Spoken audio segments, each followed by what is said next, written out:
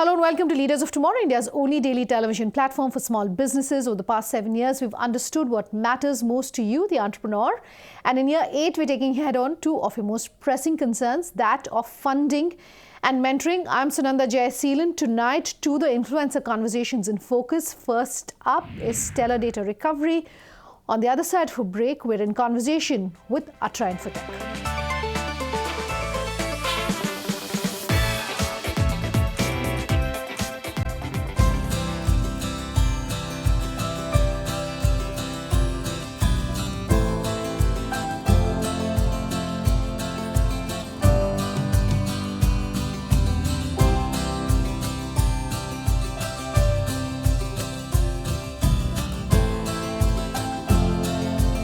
We're being joined on the show by Sunil Chandna of Stellar Data Recovery, our first conversation tonight. Sunil, your company was set up in 1993, and in a very short span of time, you've become one of the leading players in the data solutions space as a data solutions provider, not just in India, but globally as well. So my question to you is, if you can help us understand what's really helped you accelerate that growth, what has really helped you grow as fast as you have? Stellar is the brainchild of three of us. I had an experience dealing with storage architecture and how data was handled in storage devices.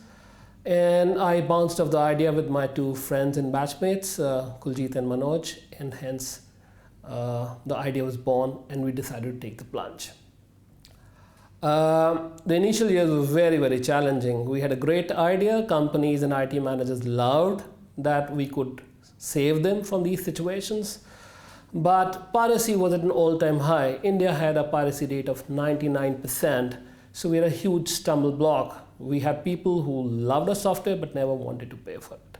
So that was really difficult years initially.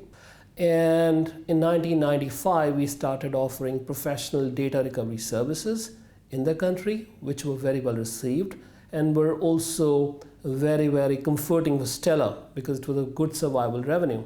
At the same time, growth was very, very struggling because of lack of availability of funding. And internet happened later in '99, and then we had access to the world. There were bigger problems of data loss like the Chernobyl virus, and then Stellar came on international scene. In the meantime, we set up a lot of data recovery branch operations within the country.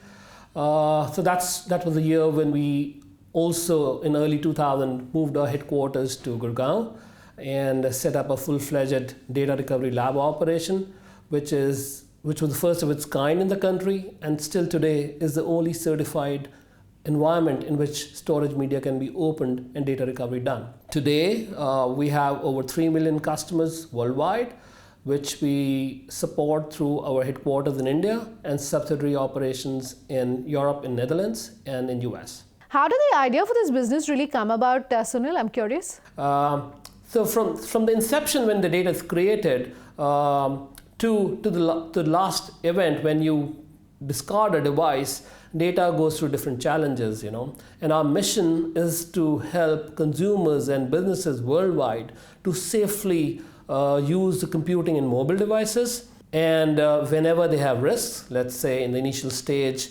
with migrating data from an old device to new device, across platforms, taking their information to the cloud, worrying about storage failures or losing them accidentally or because of natural disasters like a flood or a fire, we are there to take care of them. And they can compute safely. They also have privacy needs. You want to freely compute and feel safe. And we also discovered that if there are adequate security controls available when they want to dispose of the data, then consumers and businesses can use the devices more freely. And that's how we discovered needs for storage health monitoring technology, recovering data when devices crash or you delete them, the files or the pictures, or when you have to discard a device at the end of its life. We want to be as close to our customer when he's dealing with data and be the trusted partner. And that's how the evolution has happened. Speaking of your growth, I noticed you had a revenue of 55 crores in 2017-18, looking at a 25% growth in revenue. Give us a sense of, where really that growth is going to come in from, the optimism, etc. For the sake of our viewers, just help us understand that. Worked out pretty well for us, met our expectations. We grew very well in our traditional markets, which are North America, Western Europe, and India. We had also good success in other parts of Asia. Japan did exceedingly well. We entered Korea, the new market. We started testing China. We have some initial results already.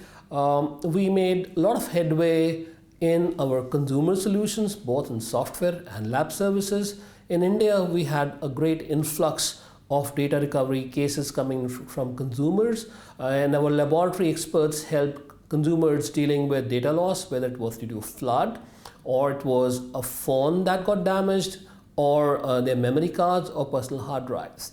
Also, our data erasure software got huge acceptance and recognition, and we had a lot of global corporations and consumers who started using our privacy tools very well, and that brought additional growth.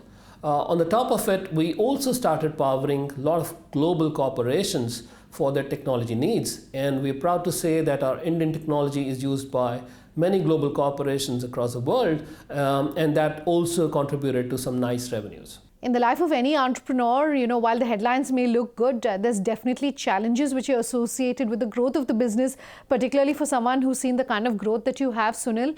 So what perhaps are some of the biggest challenges you've seen in your entrepreneurial journey in the last 20-25 years? The early on challenges were different. We had low acceptance on software to be purchased, and piracy was high, and also dealing with a smaller market set. We had limited access to international markets, and that was a primary stumble block then. When we overcame that with services, there was a lot of stress on data security procedures and controls. Device storage had a huge technological change, how devices were organized, and the density of data in a storage device changed dramatically.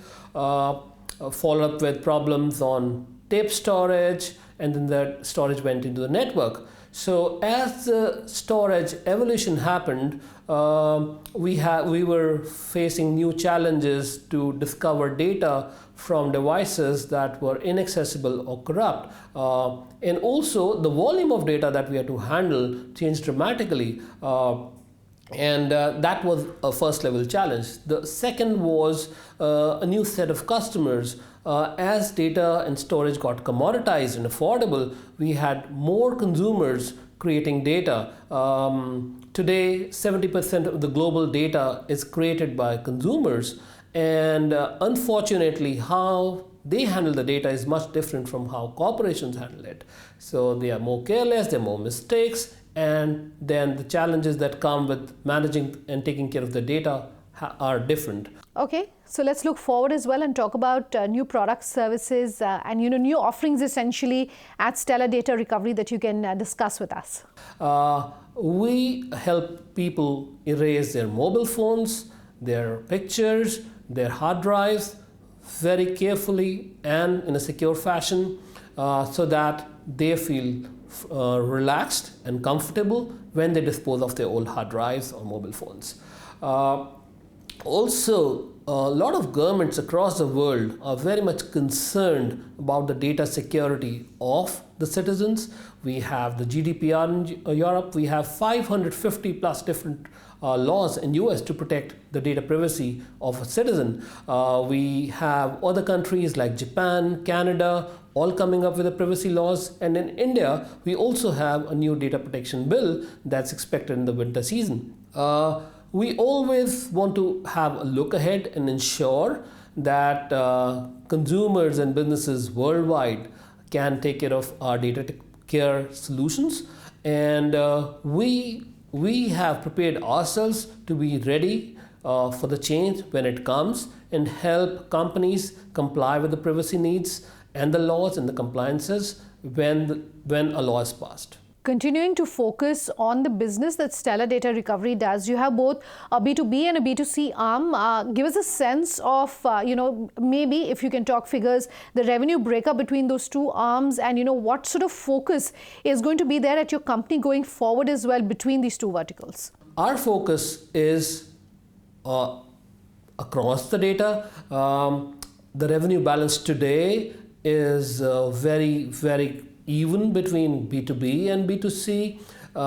It's a clear directional move that there's going to be more data created by consumers, but how we see it today, a majority of it is managed by businesses. So whenever consumer data grows, business needs also grow for data care, for data protection, for recovery and conversion. In the immediate few years, if I look ahead, I would say the revenue mix is going to be evenly balanced. Let's end this interview, Sunil, by talking about any future goals or plans that you can share with us at Stellar Data Recovery. Our focus continues to be on data care. That's the DNA of our organization. That's how we're organized in the core, our R&D, that we want to create multiple solutions for data care, and as the data care needs change. We also want to touch base and serve a larger part of the world, because today we have many more citizens who are computing and creating data, yet may not be able to afford technology solutions. So our goal is to create some affordable solutions. We want to have our technology solutions in the purchasing power of an average citizen, and also for many of citizens who really don't want to pay or can't afford to pay for data safekeeping, we're also looking at how we can also create a free product line that consumers can use and take care of their data care needs. All right, Sunil, thank you very much for your time here on the show. Thank you, Sunanda, for having me on the show. It's my pleasure and honor. Let's slip into a short break on that note. Our second The Influencer conversation tonight is with Attra Infotech. That's coming up on the other side. Just stay tuned.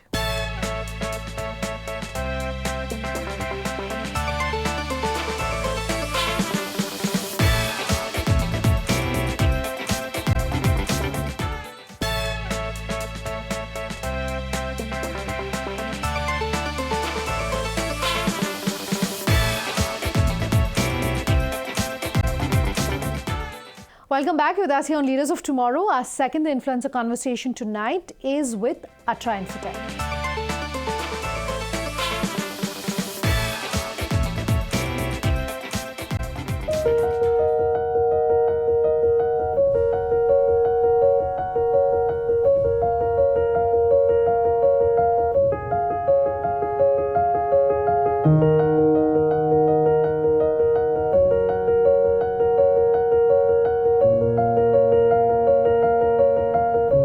Prasad, such a pleasure having you on the show with us tonight. Let me start by talking about the fact that I understand you were set up in Australia in 1995. You, of course, have a massive presence now in India. But my question is about those early days and what you can tell us about that journey. We saw a number of opportunities across the globe because we've built a very sound domain-specific payment skills company within the Australian market. So we saw an opportunity to actually take those deep domain skills and make it a global company, and that's how we came to India in 2005. With the benefit of hindsight, 13, 14 years later, we are now about 2,000 people company, 2,200 people company with markets across the globe, marquee customer names, and growing at about 25% or 3 times the industry average for the last 4-5 years. So I think when you look back, I think we made the right decision. We needed the scale that we could not get out of Australia. So we came to India, we built scale. We then tried accessing global markets fairly successfully. You have, I understand, 2,000 consultants globally. Your base, as far as your development center, at least your first development center was set up in Bengaluru. What's that experience been like? What's that market like for you? So I think our hypothesis of coming here was thinking that we will be able to attract talent and develop them with domain skills in payments. In the initial years, obviously, we were a relatively unknown name. The talent attraction was a little bit harder, but as things went by, as we gained a reputation as a deep domain payment specific IT services company, we've been able to attract talent, and we initially started in Bangalore and then we expanded to Pune and then later to Hyderabad. So our experience of coming here has been really good so far. For all the entrepreneurs who join us on the show, Prasad, we do like asking about, the different work environments and the different ecosystems really for entrepreneurs, globally versus in India. Given your presence in Australia and in India, what can you tell us about, these two ecosystems, how they're different, any insights, any highlights? So unlike the global markets where payment systems have evolved over the years, Indian ecosystem around payments has accelerated in the last 4-5 years, more so after the demonetization. So because India, we have a unique advantage that we don't have massive legacy platforms. So we moved from cash to cards and then to digital payments a lot more easily.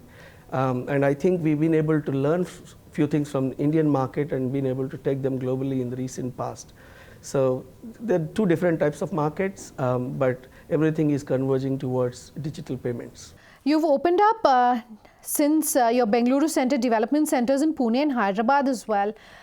If you can talk to us about maybe what's on your radar, what's on your plate over the next 5 years. So if you look at us as a company, we moved from 1,000 people company to 2,000 people company in the last 4 years. So we went to Pune first about 4-5 years ago. Then actually we further expanded our facility in Pune in the recent past, and the same thing happened in Hyderabad. We started with a smaller facility and then we added one more facility last month. So depending upon how the customers evolve and the growth evolves, our board has an open mind to look at any type of location within India or outside, and we are very happy to invest as the growth happens. You're someone who has partnerships and collaborations with various tech companies, I understand. Just give us some insights on how those partnerships are going for you, Prasad. So if you look at our business model, we work with financial institutions, we work with payment processors, we work with payment gateways, we work with schemes companies like schemes companies. So therefore, we actually partner with a number of them in a different ways. What we try to help them with is two things. One is speed to market, because this market moves very quickly, and we by helping them with speed to market, we are actually enhancing their competitiveness, and that's really working very well with our customers, and we are able to build partnerships through that process. Recent times have seen a lot of monetary frauds being reported across India. If you can talk to us about what measures you've taken as far as safety is concerned. We have worked on a number of fraud platforms, implemented them and enhanced them for our customers. Being a company focused on the payments industry, we have spent enormous amount of dollars over the years on our InfoSec initiatives, and fraud and InfoSec is something that we are very focused on, and we help a lot of our customers in those areas, bringing best practices that we have within our company. Besides the existing global footprint you have, as we're running out of time on this interview, Prasad, any other global expansion that you can talk to us about? If you look at our market growth, we are about 30% Asia Pacific, 30% US, 25% Middle East Africa, 15% Europe. So we are in all geographies, and what we want to do is we want to aim to grow at 3 times the industry growth average across all these geographies, and we are seeing a lot of traction with a number of our customers. They like the fact that we are very payments focused, and we have scale to support them. So the growth focus is across geographies, across the world is what we're pursuing. A quick question in terms of the different services that you offer and the different verticals that you have. What can you tell us? So if you look at IT services as a landscape, there are a number of companies, very successful companies, who provide end-to-end services.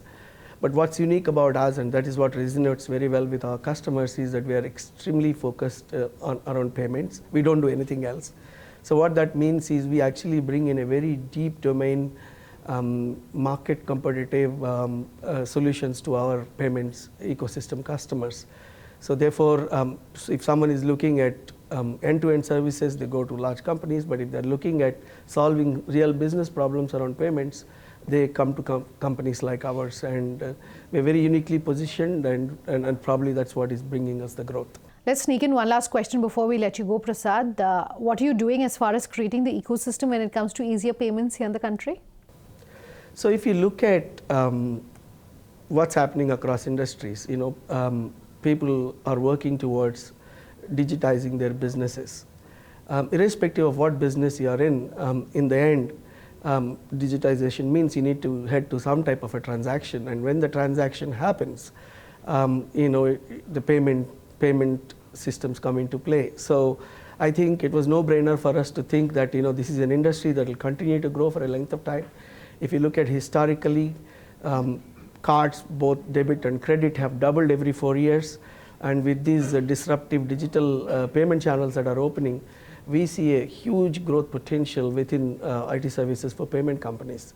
So that's kind of what inspired us to build this company, and we've been able to successfully partner with our customers in their journey to do that. All right, such a pleasure having you on the show. Thanks so much for taking the time. Thank you, Sunanda, for inviting me on the show. I'm excited to be here.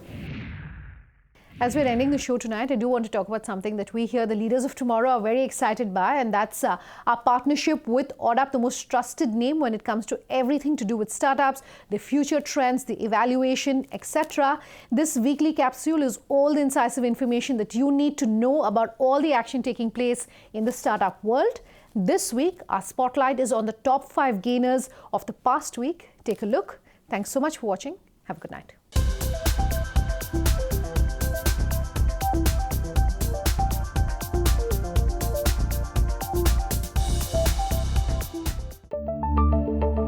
Here are the top 5 gainers of the past week. This data is plotted as of 4th February 2020. First on the list is Mumbai-based finance startup Mintify, which showed an increased return of 49.38%. Also based in Mumbai, education sector startup Topper showed an increased return of 4.02%. New Delhi-based food and beverage startup Bira 91 showed an increased return of 3.89%. Also based out of New Delhi, finance startup ClearTax showed an increased return of 2.82%. And finally, Bengaluru-based transportation startup Attar Energy showed an increased return of 0.70%. That's a wrap-up of our On Up India 100 Index for this week. We'll continue to bring you the most in-depth content on the startup space week after week, right here on Leaders of Tomorrow.